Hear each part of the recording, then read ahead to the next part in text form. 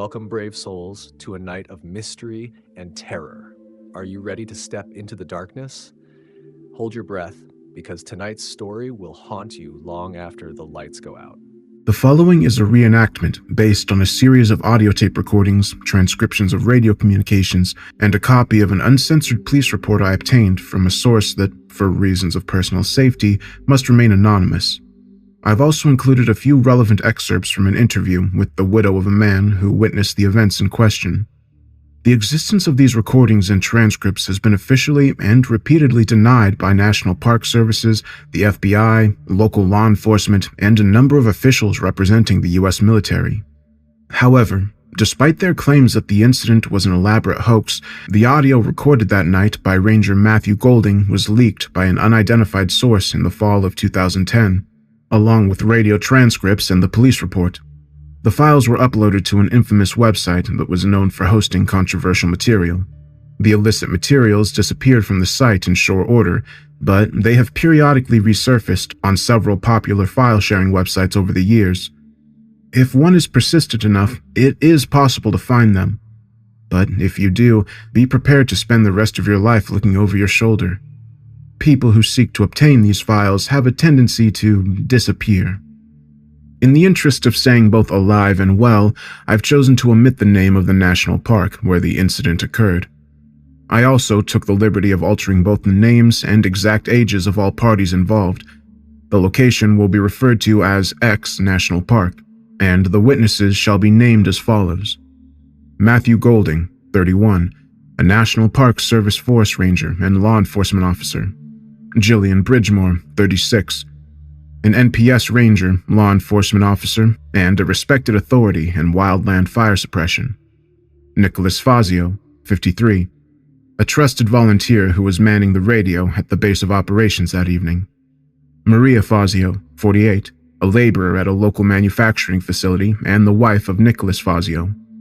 And Louis Delacroix, 42, a volunteer fire lookout who was serving his 20th season in the watchtower.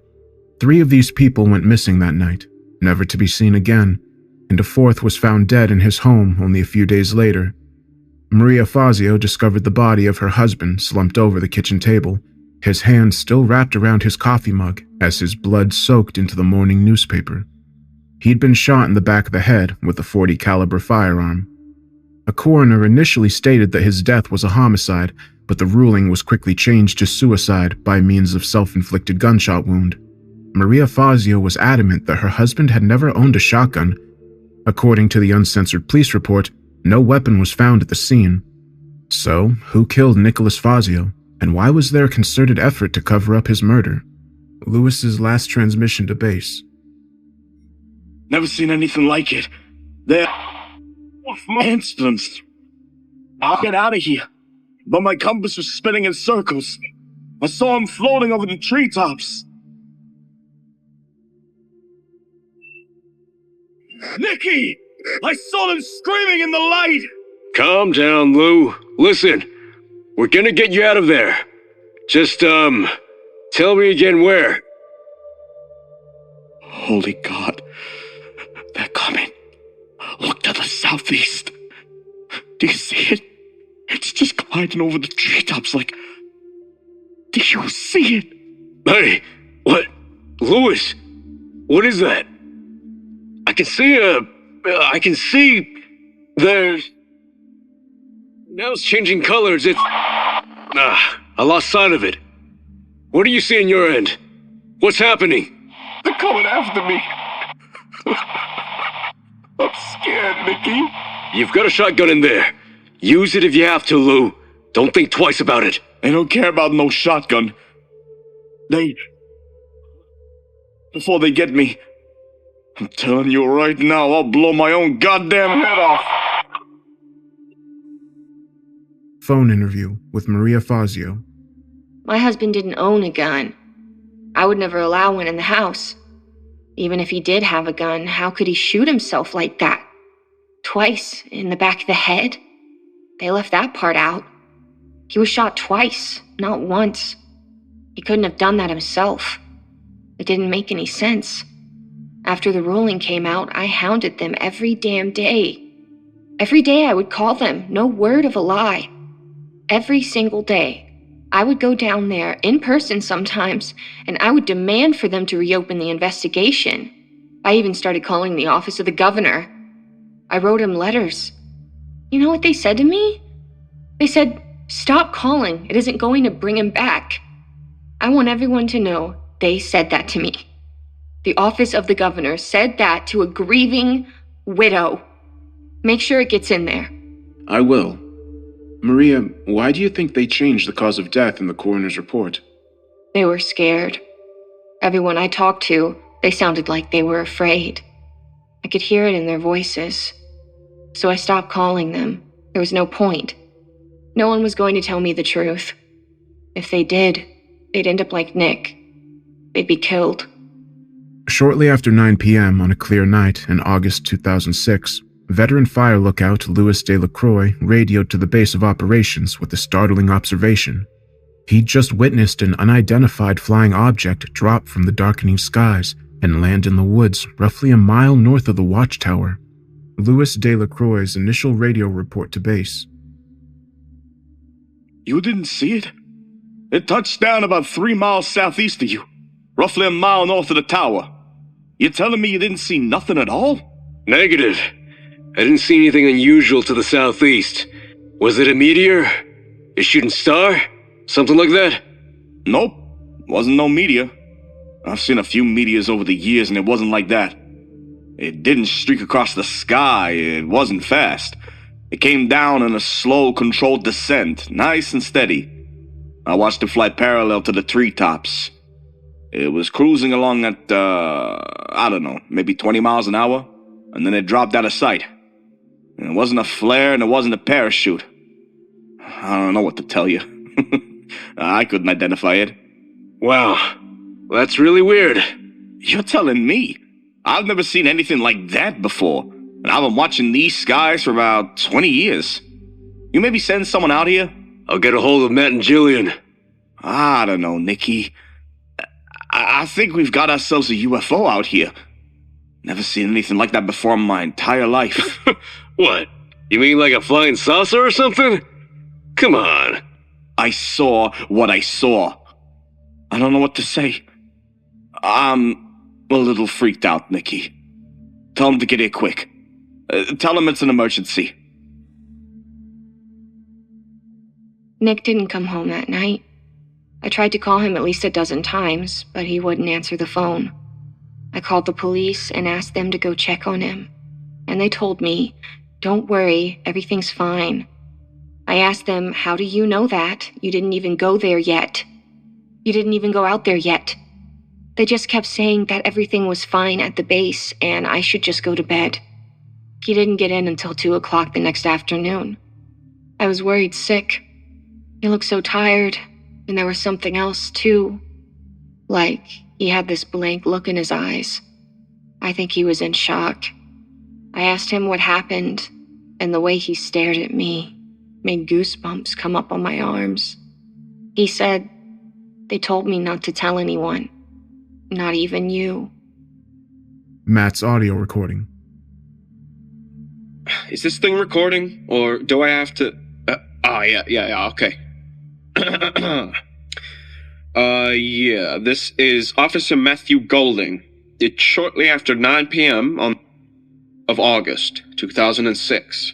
I'm standing here with Jillian Bridgemore and Louis Delacroix. And, as I said, we're standing here outside the watchtower in National Park. Jillian and I were called out to investigate something very unusual that was reported by Mr. Delacroix here. Lou, can you tell us what you saw? Unusual?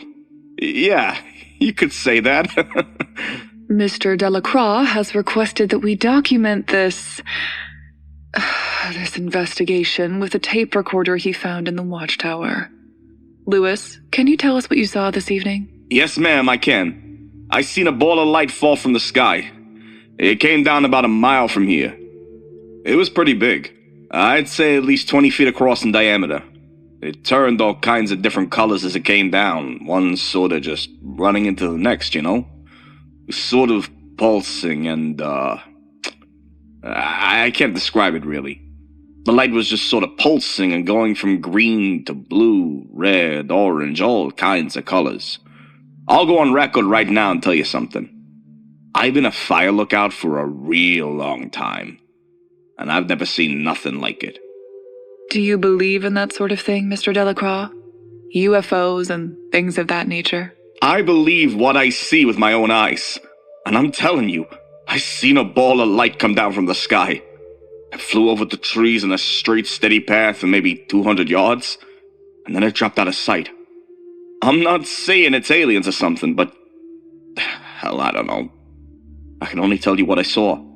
Matt, no offense to Lewis here, but I don't think this was much of an emergency. Hold on just a damn minute. I'm not a liar, ma'am. I'm telling you the truth.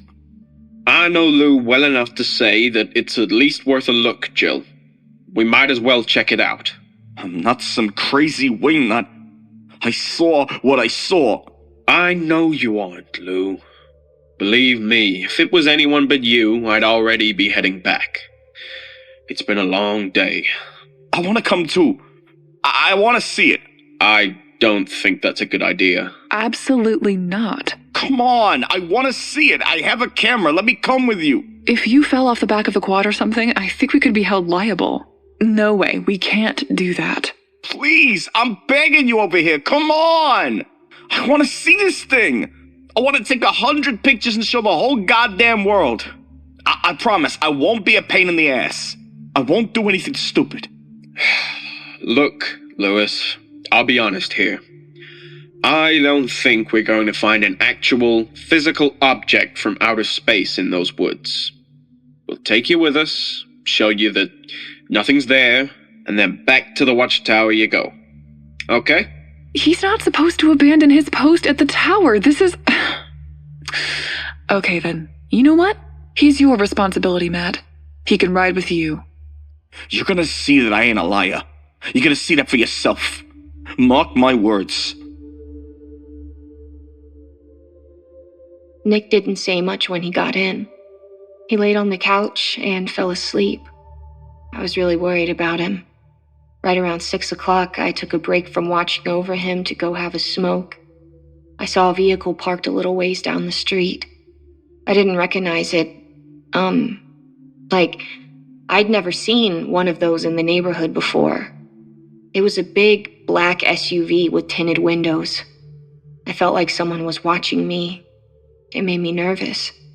When I went back in, Nick was sitting up on the couch. He pointed to the window and whispered, "Are they out there?" I knew right away what he was talking about.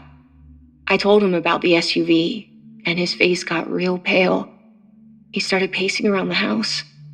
He said, "They don't want me to tell anyone." Well, at that point, I just about had enough of all the mystery. I sat down beside him and asked, "Tell anyone what, Nick? What happened out there last night?" He just shook his head and whispered in my ear, "I can't say anything. They're listening." I felt the hair stand up on the back of my neck. I took a notepad and wrote, "Who's listening?" He shook his head again and grabbed the pen out of my hand. He wrote, "They can see us." And then he ran the tap over the notepad in the kitchen sink. He wadded it up in a ball and threw it in the garbage. Did you look for this notepad after your husband's murder? Yes. I searched for it after they took him away. It wasn't there. I dumped the bag out on the kitchen floor and looked through all the garbage, but it simply wasn't in there. It was gone. Maria, who do you believe was responsible for the death of your husband? You should have asked who ordered his execution, because it was an execution. My husband knew something he wasn't supposed to know. They were worried he would tell someone. That's why he wouldn't say anything. He was trying to protect me. What do you think would have happened if Nick had told you the truth? I think you know the answer. What's one more death to these people? Our lives don't matter. Our lives don't matter to people like that. Who are you referring to? Who are they, and what are they trying to hide? I think you already know the answer to that one, too.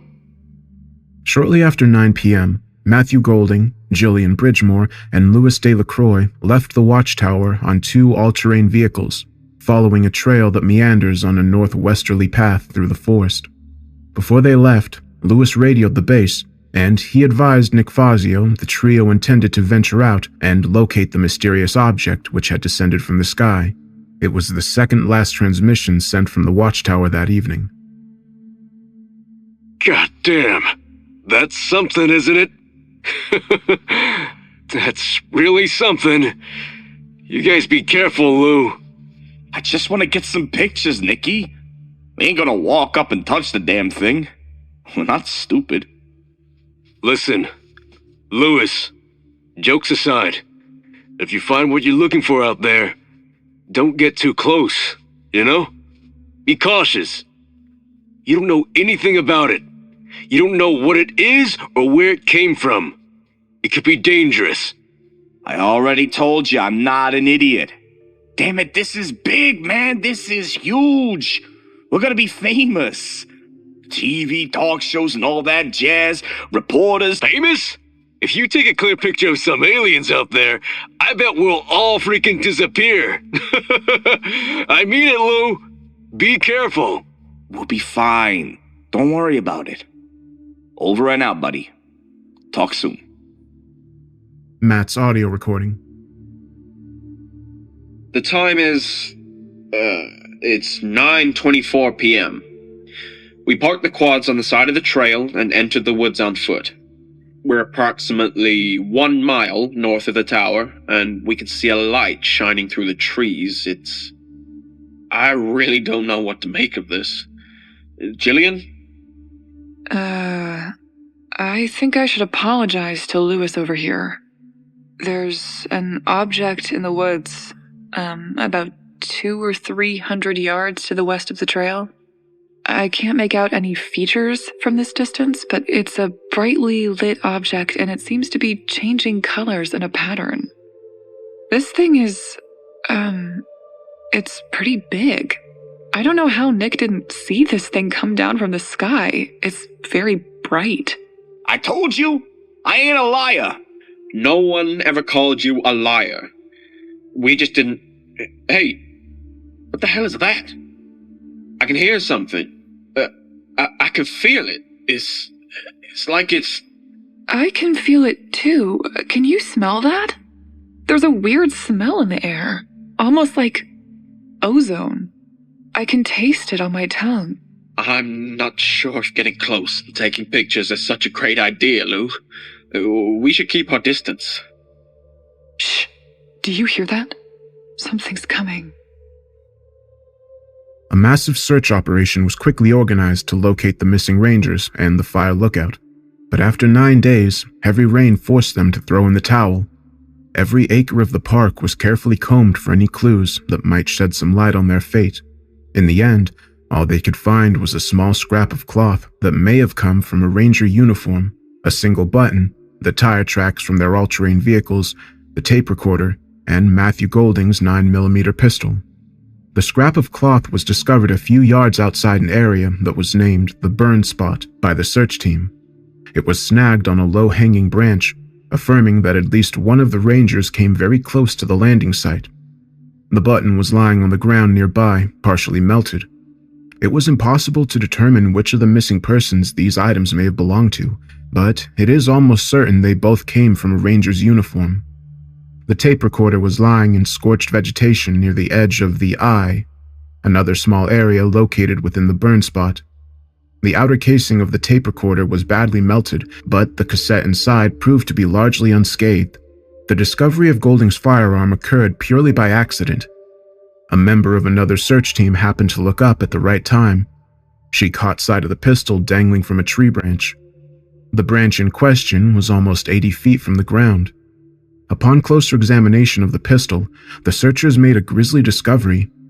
There was a crust of burnt organic material attached to the grip, which was identified as being a layer of human skin. Golding's weapon was torn from his grasp after being heated to searing temperatures. The firearm itself, however, appeared to have sustained only minor damage. This entire event is shrouded in mystery, But the strangest piece of the puzzle is the area known as the burn spot. The burn spot is a circular patch of land where all the vegetation was roasted to a crisp by an unknown source of heat. The trees along the border of the burn spot had been singed all the way up to the uppermost branches on one side, but they had sustained very little damage on the other side. In the middle of this 40-foot wide patch of devastation, there was a perfect circle of sterilized soil that was dubbed the Eye by the search team. The undergrowth located within the area hadn't been scorched. Instead, it had been uniformly crushed into the forest floor in a swirling pattern. The Eye reached 12 inches deep beneath the surface, and it measures just under 20 feet in diameter. According to the police report, the ground inside the Eye remained warm to the touch for over 72 hours.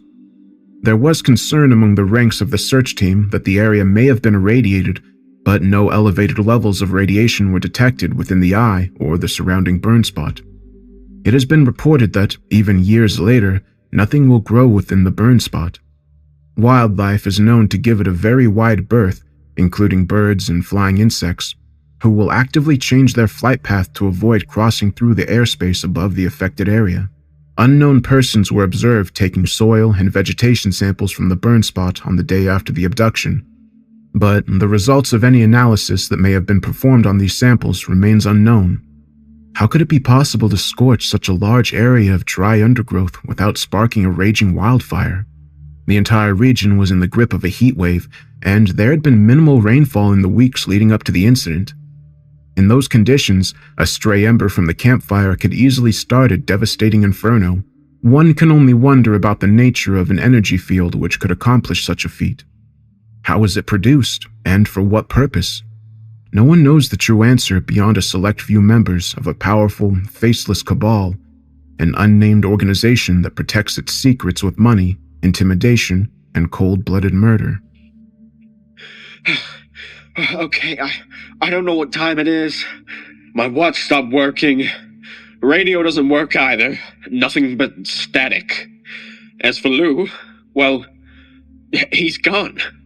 We lost him. There was something coming at us, and we panicked. I could hear it approaching. I don't even know how to describe it. I could hear it, pushing through the undergrowth. My head started to hurt and it was hard to breathe. That was scary, like really freaking scary. I think it's time to go. Lou took off and we lost him. He's still out there somewhere. We have to find him, Jill. We can't... You can do whatever you want, but I'm leaving right now. There's no way I'm going back out there. We can't leave without him, Jill. Do you know how much... We never should have brought him in the first place. Are you out of your goddamn mind? Whatever's out there...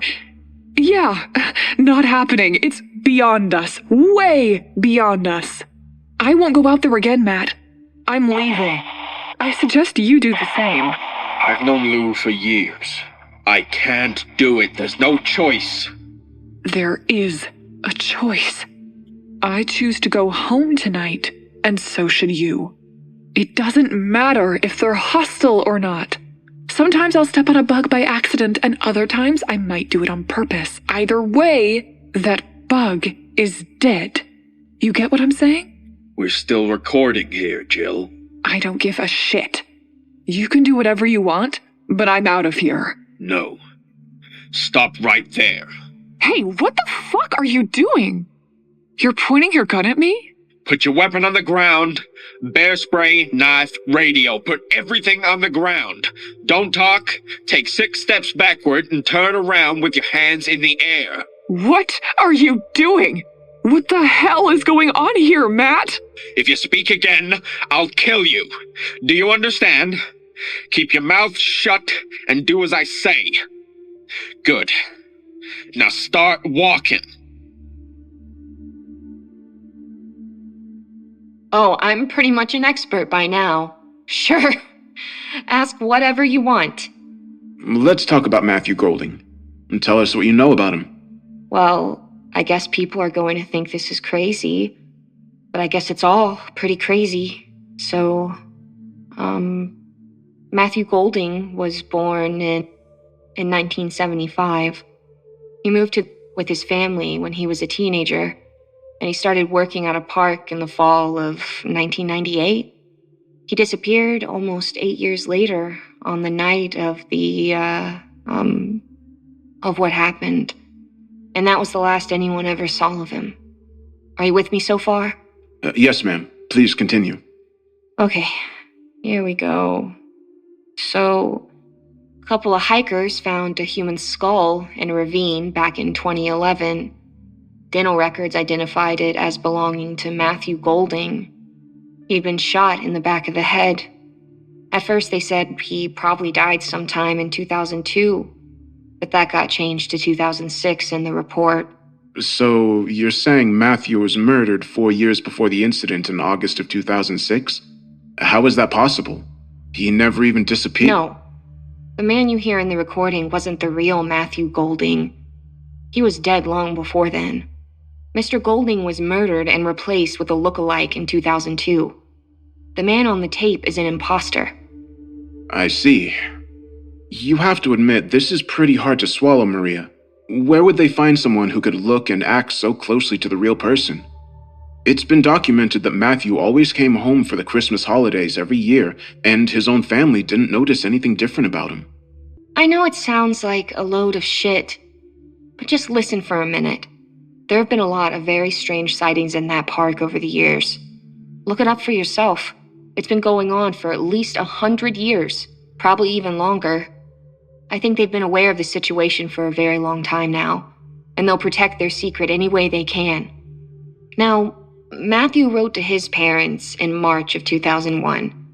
He'd seen a strange light in the sky. He thought it was Venus at first, but it fell from the sky and landed somewhere in the park. That's exactly what he says in the letter. He wrote, "I watched it come down from the sky, and I thought to myself, Venus is falling." So he did see something unusual, and maybe it was more than once. Maybe he told someone about it and they turned out to be the wrong person, you know? Maybe they were reading his mail. They can do that. They can do just about anything. They can make you disappear, and they can even replace you. They have unlimited money and resources, these people. They can do whatever they want. What is the secret they're trying to protect? Well, I know what people think when you say something like this. But I do believe there are other civilizations out there. Some of them are much more advanced than we are on Earth. To us, they're like gods. They've been coming to our planet for a very long time, and we know this. We've seen them flying in our skies for many centuries. They've come here for reasons we don't understand, and there's nothing we can do to stop them. That's what they're trying to hide from the public. Do you get it? The real secret isn't their existence because we've known about them for a long time. The real secret is that we don't know what they want, and we're powerless to stop them. I have one more question. Why do you think this undercover operative recorded himself committing a felony? You'd think someone in his position would want to get rid of the witnesses without leaving any evidence behind. You don't understand. He wasn't an undercover operative. He was a changeling. That's what he was. They took one of their men and molded him into an exact replica. Every detail and feature was recreated in a lab somewhere in the desert. You think that sounds crazy? It's not crazy when you consider just how much power they have. Normal folks like us, regular people, we can't even begin to imagine how much money and time and resources they have at their disposal. Do you think the government tells us about all their advances and discoveries? We don't know the half of it. No, he wasn't worried about the tape falling into the wrong hands. As far as he was concerned, his masters would never allow that to happen. But it did end up in the wrong hands, didn't it? Yes, it did. He probably knew it was going to happen if they got too close to that thing, but I think he got confused and did it anyway. I've been told by people who've had their own close encounters. I've been told that it's actually pretty common to be affected like that. You get confused and it feels like it's hard to breathe. Your eyesight gets distorted. Yeah, I think that's what happened. As far as I'm concerned, that murdering son of a bitch got what he deserved. The last few minutes of the tape are very upsetting. I've listened to it at least a dozen times, and it still makes the hair stand up on the back of my neck. What do you think was going on during the final moments of the recording, Maria? They were taken, and now they're gone. Beyond that, I have no idea. I don't want to know. Even if I did, I honestly don't think I'd understand it, and neither would you. It's like Jillian said on the recording. Sometimes you step on a bug by accident, and sometimes it's on purpose. But either way, that bug is dead. The poor little thing doesn't even see it coming because we're too big for them to understand. You know what I mean? We're too big for them to even understand that we're there. Lewis's last transmission to base. It opened up. I mean, I think so. But I can't really... It's changing all the time. Like, at first it's a circle, and then it's a star shape, and it doesn't stop changing. It's... Oh, hell. Yeah, it just opened up. What do you mean? Like, a door or something? No, it's... I don't know how to describe it, but it's not like a door. There's... Out of the opening, it hurts my eyes to look at it. I go... Ah, shit! What's that? Shit! What's going on? Talk to me, Lewis. Tell me what you're seeing. Something just came out. I can't... There's more. There's even more of them. Oh my God, sweet Jesus, Nikki, they're looking for me. They're looking for me. Calm down and keep quiet, Lou. I just called the cops a few minutes ago. Help is on the way, buddy. I promise you. Just lay low, okay? Just stay away from the... They know I'm here. They know I'm talking to you. Get the hell down and stay away from the windows. If they see you... They don't need to, Nikki. They don't need to see. Matthew Golden led Jillian Bridgemore through the woods for approximately 17 minutes. During that time, no audible communication between them was captured on the tape. The disquieting hum that can be heard earlier in the recording grows steadily louder, as if Matthew and his captive were inadvertently drifting closer and closer to the unidentified object as they searched for Louis Delacroix. At one point, Louis can be heard yelling their names in the background, suggesting he was in close enough proximity to the Rangers to be picked up by the microphone in the tape recorder. Although any conclusions that can be drawn from listening to the tape are largely speculation, they generate some very puzzling questions. Why didn't he kill Jillian and Nick when he had the chance to shoot them both? How did the imposter not realize he was wandering too close to the landing site? And why didn't he see Louis when he was close enough to be heard calling for them on the tape? The first question has an obvious answer. 3 eyewitnesses are better than 1. He would have to keep them alive for the purpose of interrogation. As for the other 2 questions, it can only be speculated that the object in the woods was exerting some kind of temporal disturbance in the area of the landing site, distorting time and space in a way that would confuse the senses. It's likely that Louis Delacroix was walking almost right beside them at one point, but they were unable to see or perceive one another. I doubt the agent would ever knowingly come in close range to the object, as he probably would have been well aware of the danger involved. I believe he simply became disoriented by the object's energy field and lost his bearings, with disastrous results. Although I mourn the loss of Jillian, Nick, and Louis, I'm afraid I have to agree with Maria Fazio concerning the fate of the agent. The son of a bitch had it coming. Can't see anything. We're too close. Where are you? Answer me. Where's the sky? I can't. I'm getting up. Matt! Where are you? What's happening? No! No! Get away from me! Oh my God! Get away from me! No!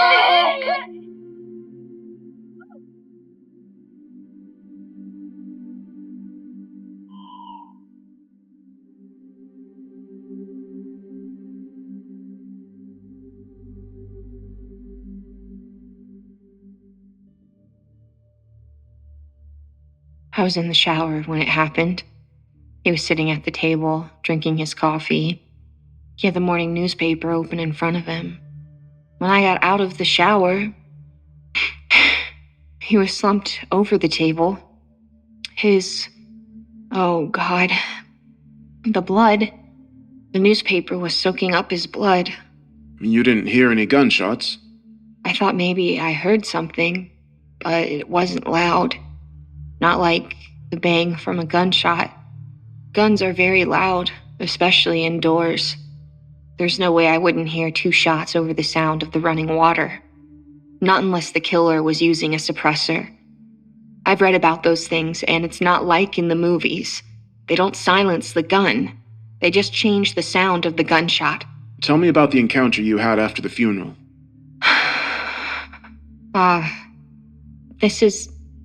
It's hard. It was about a week after the funeral, and I was just sort of moping around the house. I was still pretty numb, just trying to make some sense of it all. Anyway, this big guy with a crew cut came knocking on the door that morning. He was wearing dark coveralls and mirrored sunglasses. I thought he was with the power company at first, but then I saw he was holding a flower arrangement and a gift bag. He gave me this big smile when I opened the door, and he said, "Sorry to intrude like this, Maria, but they want to offer their condolences." I just stared at him like, what the hell is this? I said, "Pardon me, what's this? Who are you?" He handed me the flowers and the gift bag. I repeated, "What's this? Who are you?" But he was already walking away. He got into a cargo van and drove off down the road. I just stood there and watched him go with my mouth hanging open. It was so weird, It was just really scary. I was shaking all over. What was in the bag? It was my hairbrush. I keep it in the vanity in my bedroom. I had just used it the night before, for Christ's sake. I didn't even know it was gone. They came into your bedroom that night as you slept, and they took your hairbrush? Why? Was it to send a message? Is that what you're saying? Yes, that's exactly what I'm saying. It was a message. Look, this is how they do it, all right. This is the kind of thing they do. If I told you they broke into my house and stole my brush, well, you'd think I was crazy, wouldn't you? And that's how they do it when they want to intimidate you. It was definitely a message. They wanted me to know they can let themselves in and get rid of me anytime they see fit. Locked doors mean nothing to them. If they even suspected I had some concrete evidence against them, they'd make me disappear in a heartbeat. They wouldn't even think twice.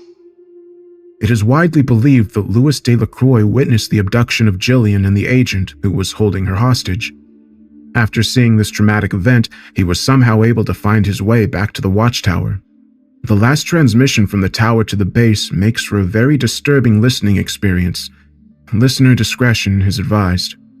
Louis's last transmission to base. Never seen anything like it. They're instance. I'll get out of here. But my compass was spinning in circles. I saw him floating over the treetops. Nikki! I saw them screaming in the light! Calm down, Lou. Listen, we're gonna get you out of there. Just, tell me again where. Holy God. They're coming. Look to the southeast. Do you see it? It's just gliding over the treetops like... Do you see it? Hey, what? Louis, what is that? I can see there's... Now it's changing colors, I lost sight of it. What do you see on your end? What's happening? They're coming after me. I'm scared, Nikki. You've got a shotgun in there. Use it if you have to, Lou. Don't think twice about it. They don't care about no shotgun. Before they get me, I'm telling you right now, I'll blow my own goddamn head off. It opened up. I mean, I think so, but I can't really. It's changing all the time. Like, at first it's a circle, and then it's a star shape, and it doesn't stop changing. It's. Oh, hell. Yeah, it just opened up. What do you mean? Like a door or something? No, it's. I don't know how to describe it, but it's not like a door. There's. Out of the opening, it hurts my eyes to look at it. I go. Ah, shit! What's that? Shit! What's going on? Talk to me, Lewis. Tell me what you're seeing. Something just came out. I can't. There's more. There's even more of them. Oh my God, sweet Jesus, Nikki, they're looking for me. They're looking for me. Calm down and keep quiet, Lou. I just called the cops a few minutes ago. Help is on the way, buddy. I promise you. Just lay low, okay? Just stay away from the... They know I'm here. They know I'm talking to you. Get the hell down and stay away from the windows. If they see you... They don't need to, Nikki. They don't need to see. Stay on the radio with me, Lou. Don't do anything rash. Lewis! What happened? Lou! Is someone there? Who is this? Answer me! Oh my God. Who? Lewis! Hey! Who the hell are you? Get out! I called the cops and they're on their way! So get the hell out! Step away from the radio, please. We need you to come with us. Right now. Turn off the... To date, this incident has never been acknowledged by any authorities at a regional, state, or federal level. Despite the danger she faces by doing so, Maria Fazio continues to strive to uncover the truth behind her husband's murder. The families of Matthew Golding, Gillian Bridgemore, and Louis Delacroix continue to seek closure in regards to the death of their loved ones, but this has been denied to them time and time again, by everyone from the Chief of Police to the Secretary of Defense. No one has ever put forth an official statement on the matter, and it is likely they never will. As far as the powers that be are concerned, the matter is closed to further investigation. The truth will probably never be revealed, but I believe that someone, somewhere, knows what happened on that night in August of 2006. It is my hope that they will eventually find the courage to come forward with the final piece of the puzzle. However, I don't think that will ever happen. Some secrets are far too dangerous to be exposed. I'd like to personally thank you, the listeners, for joining me this evening. I would like to end with a blood-chilling anecdote of my own. Now, before I began working on this documentary, I will admit that I was largely skeptical of this story. To me, it sounded like a hybrid between a wild conspiracy theory and an urban legend. However, shortly before I began production on this documentary, I had an encounter that changed my mind entirely. A man came knocking at my door 2 weeks before filming was scheduled to begin. It was a large man with a crew cut, wearing dark coveralls and mirrored sunglasses. When I answered the door, he shoved a cardboard box into my hands, gave me a cryptic smile, and walked away. I yelled for him to come back, but he didn't even turn around. He jumped into a white cargo van with darkly tinted windows and drove off. Here one moment, gone the next. If I wasn't left standing on my porch with the box in my hands, I would have been tempted to believe it had never happened at all. The encounter was over in a matter of seconds. I wasn't sure if I should even open the box, but I finally gathered enough courage to take a look. There were 2 items inside. One was a copy of the script for this documentary. At this point, I still hadn't even printed a copy for myself. I was chilled to the bone by this discovery, but the other object in the box made it much, much worse. It was a bullet. I held it up to the light with shaking fingers, and I saw that my initials had been etched into the side of the casing.